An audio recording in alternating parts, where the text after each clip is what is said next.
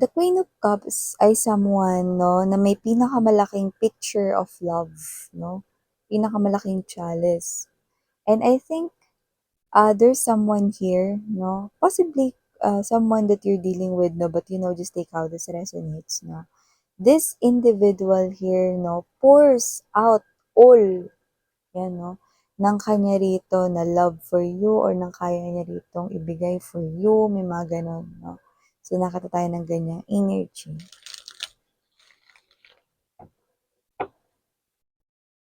Heresy. What do we have here for my collective people?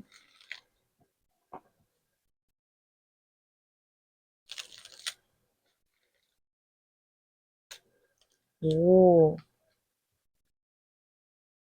mukhang gustong mag-slide na nito mga cards Mukhang meron ditong gustong i-reveal. Agad-agad.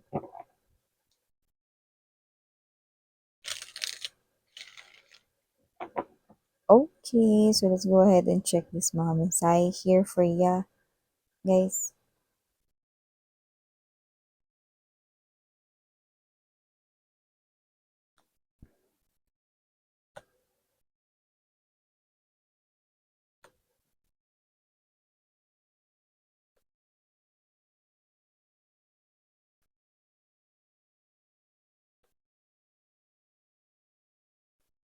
Hmm? Okay. Wow. So parang meron ditong kinakabahan mga babes 'no, pero parang kinakabahan siya sa wala lang. Paano gano'n Miss Yen? Mamaya sabihin ko sa inyo kung ano yung nakikita ko dito, but it looks like someone here 'no, could be nervous about something 'no, na wala lang naman pala. Ano ba naman 'yun mga babes 'no, at ito tingin ko ay ang energy ninyo. Four of Swords energy right here 'no, to the Seven of Cups and Ace of Swords energy. Naku, excited pa naman din siya rito with the Page of Wands to the Eight of Coins energy. Okay, we have here, yeah, look at that. See, Seven of Swords, no? Tingin ko para-paraan nyo na lang yan. And we have here the Two of Wands, Three of Coins, and the Six of Coins energy.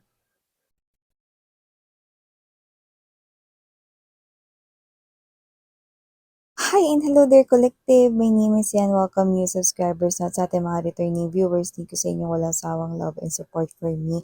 At yun nga mga babes, to keep yourself hydrated kasi sobrang init na ngayon, no? Yung init mga babes, no, na nakakapaso. Ayan, no? Siyempre, keep yourself hydrated. Inom-inom lang ng water mga babes, no? At syempre, huwag na kayong tumambay sa initan. Okay? So, yan. And also, wala tayong gender dito sa babae, lalaki, LGBT, lahat po welcome. Pwede rin pong i-switch yung mga roles dahil possible talaga magka-switch-switch dahil ito ay isang general reading. And at the end of the day, lahat po kayo ay may free will na free niyo pong gamitin anytime, anywhere. No? And please do know na timeless po ang ating mga energy readings, meaning to say, pwedeng ito ay tapos na, nangyayari na ngayon. So, just take how this resonates with you guys. No? At sa iba ay mangyayari pa lamang, no? Pero dito malinaw na nakikita ko, no? We have here the Two of Coins energy and there's this Moon card. By the way, meron pa po tayong isa pang channel Ang link niyan ay nandyan sa ating description box. Kaya kung interesado kayong tumambay dyan, no? I-click lamang yung link para ma-redirect na kayo dun sa ating other channel kung saan nag-upload din tayo ng daily collective readings, no? So we have here the Two of Coins energy and the Moon card energy. No? So, someone here, kinakabahan siya, no? At medyo natatakot din, no? At itong tao na to, no, ay more likely feeling nervous, no? Kasi with the Knight of Swords energy, parang meron siya ritong sinabi sa inyo, like, sinabi sa inyo. At nakita ko dito that with the Nine of Coins to the Eight of Wands energy, alam niya na nakarating yun sa'yo. So, pwedeng sinabi niya yun sa inyo directly. Pwede rin naman na pinasabi niya yun sa iba, no? At alam niyang nakarating yun sa inyo. So, kung ano man yun, it's a part of a communication right here, no? And I think that's very specific. Kaya kung sino man yun, no? Possible na alam niya na nakarating yun sa inyo rito, no? Sa inyo ritong kaalaman, nakarating yun, no, sa inyo, no, no matter what happens. So, nakita ko dito that with this Seven of Cups energy, Four of Swords right here, and the Ace of Swords, nakita ko dito mga babes, no, na bakit ganun? Parang wala kayong kaalam-alam. Eh, sinabi na pala niya yan sa inyo or nakarating na pala yan sa inyo, no? Dahil with the Seven of Cups energy right here, no? But I was about to say the Seven of Coins. Nakita ko rito, no, na kung sino man tong energy na to, okay, na kumukonect sa inyo. Possible mga babes, no, na hindi siya masyadong nagpi-pay attention. Bakit? Kasi kinakabahan siya. So, hindi siya masyadong nakaka-focus sa inyo. Di ba minsan pag kinakabahan ng isang tao, hindi nakakatingin ng diretso sa mata, no? Or sa baba lang nakatingin, mga ganyan, no? So, possible na nandoon kayo pareha sa iisang place. So, posibleng nasa isang venue kayo, nasa isang lugar kayo, kaya alam niya na nakarating sa inyo kung ano man yung sinabi niya rito, no? Pero lumalabas na hindi nakarating sa inyo, no? Anong ibig mong sabihin dun, Miss Yan, no? Well, nakita ko dito na importante yung sinabi niya sa inyo because that makes him or her feel excited with the Page of Wands energy, no? Kung ano man yan, baka yan ay confession of love or baka naman yan mga babes, no? Something here na enjoy gawin, no? So, pwedeng sinabi niya yun sa inyo, no? Or nakipag-deal siya sa inyo rito, no? So, may mga ganong klase ng bagay.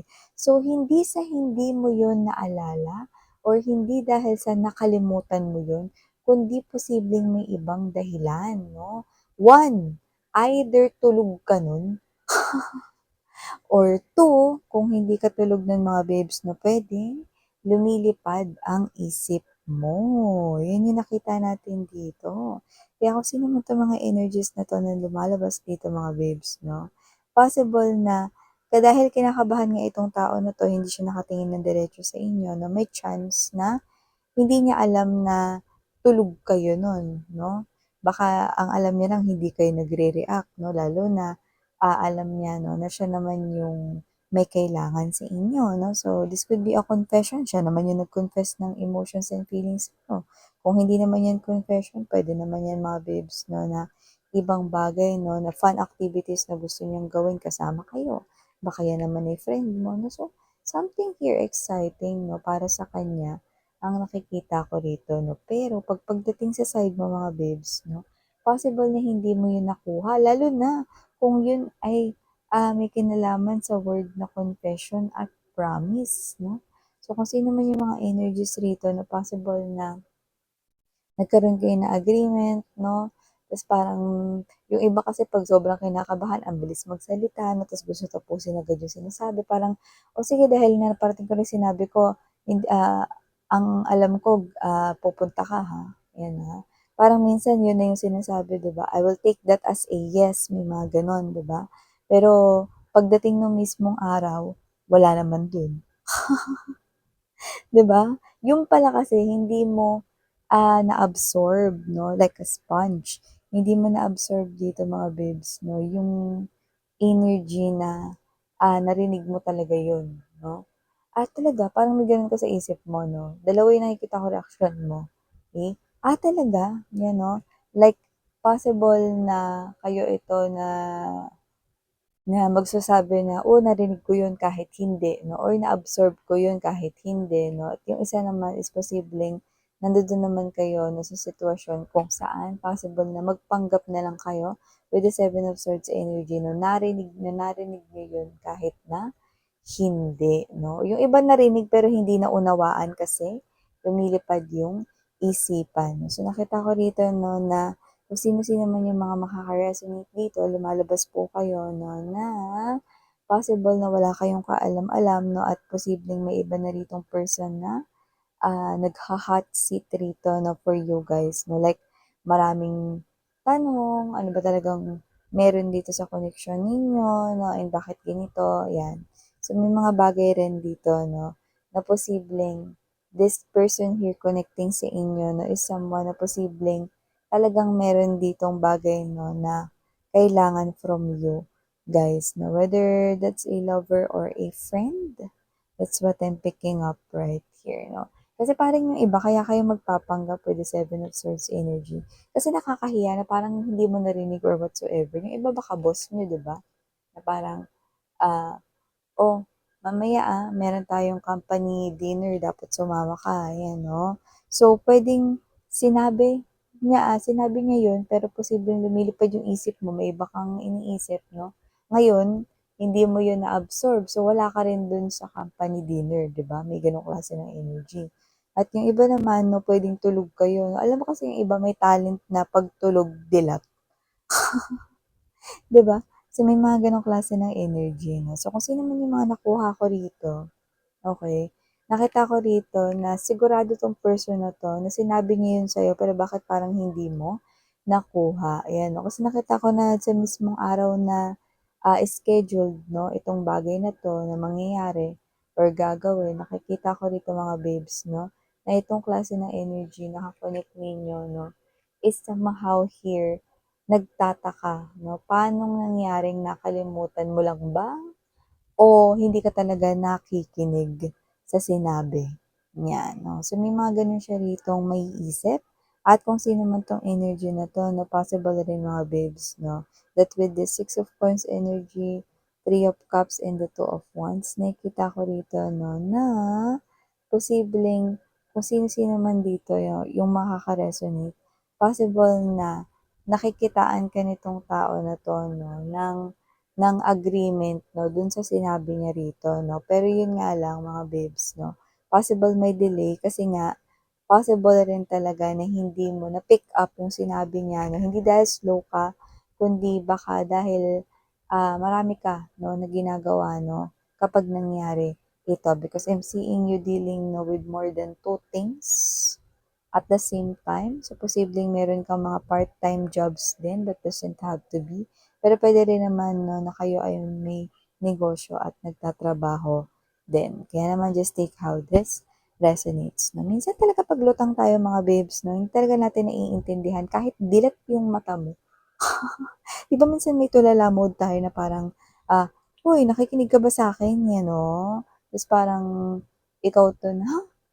Ano nga ba sinasabi mo?" Ano. So, may mga gano'ng klase ng energies 'no, and siya, alam niya rito 'no, na yun ay nabanggit niya sa inyo 'no, pero ba't anong nangyayari rito, nagka-amnesia ba kayo? Ta's kinakabahan pa siya rito 'no. Nakikita ko kasi dito 'no, kaya ko binanggit yung kinakabahan una pa lang, it is because kung sino man 'tong ka-connect ninyo 'no, kaya nga binanggit ko baka may confession involved dito 'no. So, posibleng siya ito na nag-confess ng feelings with all his or her heart out for you. Pero ang nangyari rito 'no, is hindi mo pala naintindihan. At ang malala hindi mo pala narinig 'no. So, parang siya ito 'no na posibleng magkasalubong kayo, magkita kayo 'no, and then this is yung posibleng iwasan mo siya rito or whatsoever 'no. But I do not see this person here walking away from you. Possible pa nga na itong person na 'to rito mga babes 'no, ang, what's this, maging guiding light mo 'no, habang ikaw ay, um ano dito, clueless 'no, walang kaalam-alam dito, ayan 'no. So, nakikita ko rito 'no na hindi kayo rito nagkakaroon pa ng parang, um, parehas 'no, na pagtingin for each other 'no, kung meron man.